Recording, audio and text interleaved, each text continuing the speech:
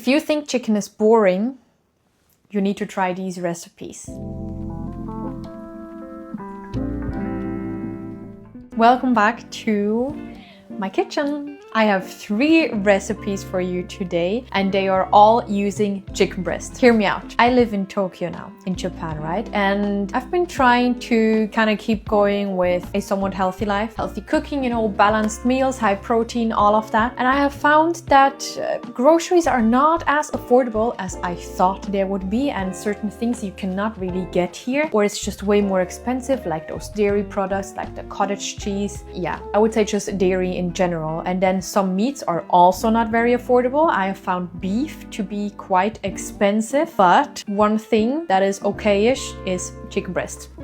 So I always get a lot of chicken breast, and I've been testing some recipes that are not boring and still very, very tasty, so you can enjoy chicken breast in different ways. So today I'm going to share those 3 recipes with you. We are starting off strong with a classic that might seem boring to you, but it's a really good staple, and that is teriyaki chicken, because we're in Japan, right? Then, second recipe, this is a banger, trust me. It's kind of like a hot honey chicken bowl, right? With a coleslaw. It's really, really good. And then for our third recipe, since we are going into the colder months now, at least in some parts in the world, here it's still like 26 degrees. I don't know what this is. I feel like summer is just not leaving, but I guess this is just the Japanese autumn. But yeah, since we are getting into the colder months, a soup. That soup is kind of like a marry me chicken soup with pasta, of course. Anywho, you will see what I mean, so let's get cooking.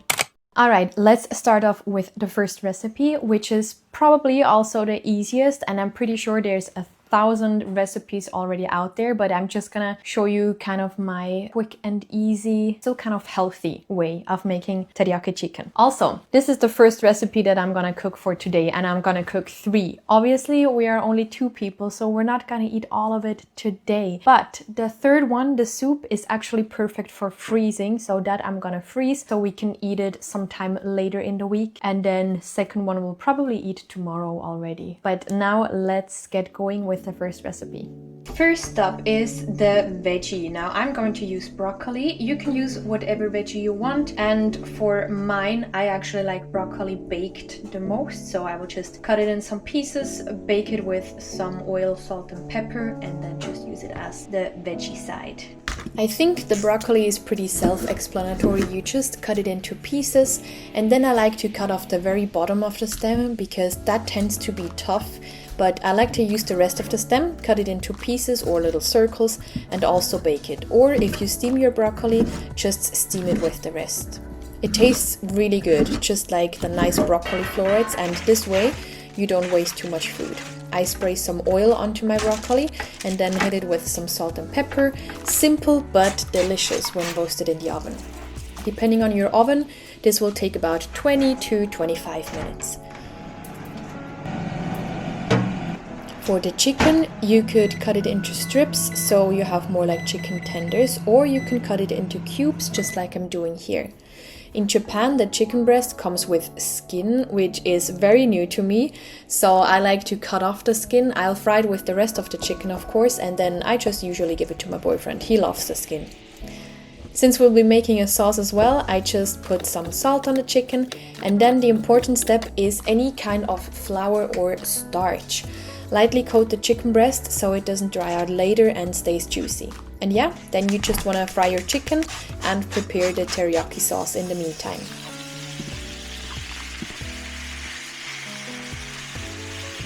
For the sauce, you just combine 4 tablespoons of soy sauce, 3 tablespoons of mirin, and then for the sweetener, I like to use 2 tablespoons of monk fruit sweetener. You could also use stevia or honey or just sugar here, but this is kind of how I keep the calories down a bit in this dish. Once your chicken is browned on all sides, add the sauce and let it thicken up a bit. The flour or cornstarch on the chicken should be enough to thicken the sauce. And then you just plate up your broccoli and chicken on a bed of rice and you're done. Oh, and I forgot to do that, but you could sprinkle some sesame seeds on top to make it look a little bit more fancy or more like a takeout meal.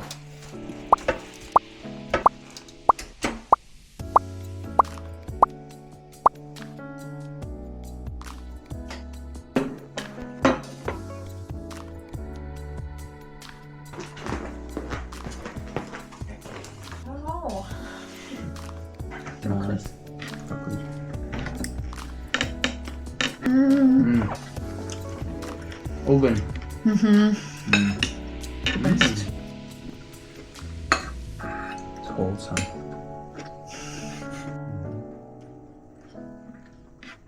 Alright, for our second recipe, you are of course going to need chicken, and it's the hot honey chicken bowl. Not really sure how to name this yet, but it's amazing and it's really customizable too. So for this like hot honey thing, right, I'm just doing a really quick and easy version, which is just honey and sriracha combined. But the slaw is really good with some kind of like lime crema or like lime yogurt sauce, and then some rice, and it's just really, really good. So let's get cooking. If you have one of these like mandolins or slicers, then you can just use that. I don't, so I just try and slice the cabbage as thinly as I can with my knife. This was the moment I realized that my bowl will be way too small, so I changed to my biggest one quickly. So for the coleslaw, you're going to need some shredded cabbage, red onion, and I highly recommend cilantro if you like it. For the sauce, you are going to combine the juice of a lime, 3 to 4 tablespoons of Greek yogurt, about 2 tablespoons of mayo, and then I did some salt because my taco seasoning is not very salty, but if yours is, then use just the taco seasoning. Give that a good mix and use half of it for the coleslaw. You want the other half to drizzle on top at the end. Now for the chicken, it might seem like an extra step, but trust me, it's so worth it. Just cut up your chicken breast into cubes and then use that same taco seasoning and a little bit of flour. If you're boiling your chicken breast, it should always come out somehow juicy, but if you're frying it, I always recommend using some flour or like cornstarch or potato starch, like anything to coat the chicken so it doesn't dry out too much. So it just has a little bit of a coating, along with your seasoning, of course. So you just want to fry the chicken until cooked through and then put it to the side for a minute. Okay, I might have lied to you at the beginning because for the hot honey I actually use more ingredients than I mentioned. It's a mix of honey, sriracha, soy sauce and a little bit of vinegar.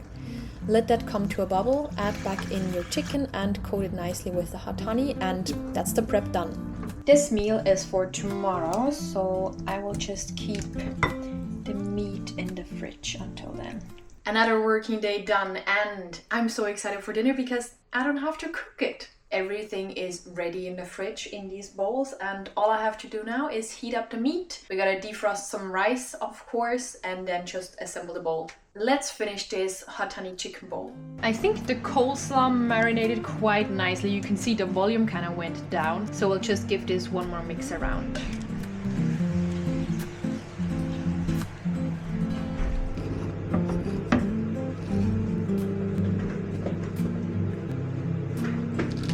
Oof, not a good one.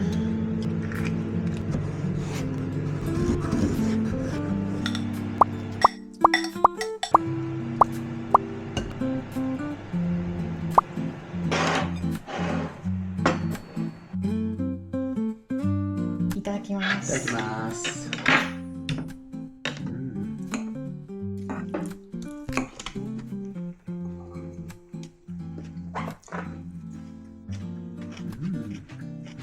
Oh, avocado is so hard.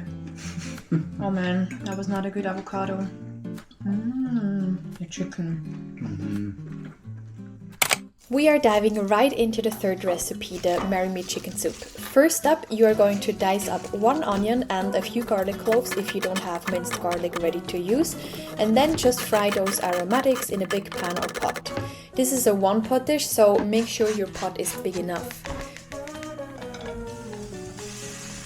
For the chicken, again, you just cut it into cubes, and once the onions are translucent, add it into the pot.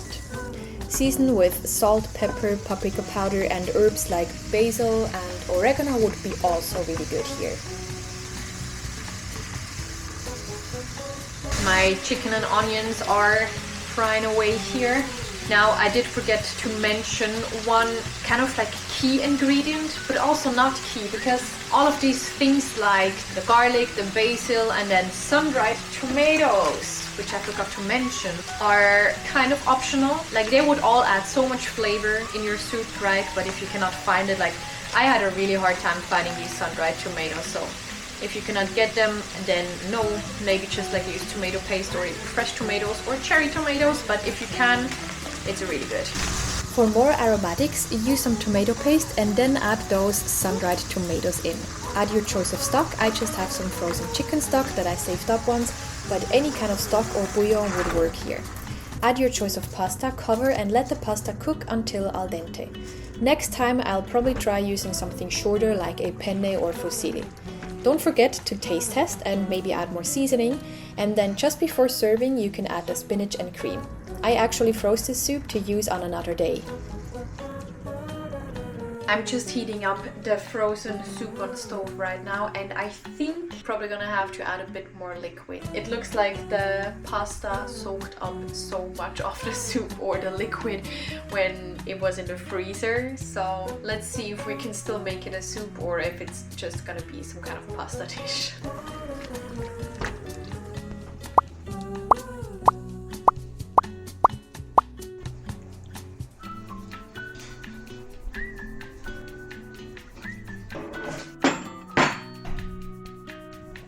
Okay, I think it turned out to be more of a pasta dish, but maybe you can cook the pasta separately and add it at the very end. I've never been lucky with cooking pasta dishes like all in one pot. Either the pasta is not cooked through or there's way too much liquid, and now this just soaked up everything. So if you have any tips, please let me know. Otherwise, I think I'll just continue cooking pasta separately and sauce on top. But let's see what it tastes like. It smells really good. And the fresh basil. Yeah, the basil smells really good. What was it supposed to be? A soup. A soup. Yeah.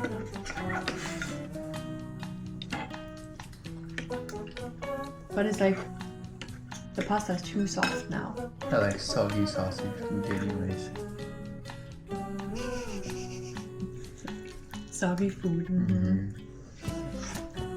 So out of all of these three dishes, if you like Mediterranean food a lot, I highly recommend this Marry Me chicken soup or like a pasta dish. Even though I added water, it still has so much flavor, so I really like this. But pad honey chicken bowl is really, really good. And then of course, I mean, teriyaki chicken is always good, right? So if you try any of these dishes, please let me know in the comments how it goes. Or if you have some other suggestions for chicken breast on how to use it or how to maximize the flavor or make it as flavorful as possible or as interesting as possible, then please do also let me know. I'll see you next time. Bye!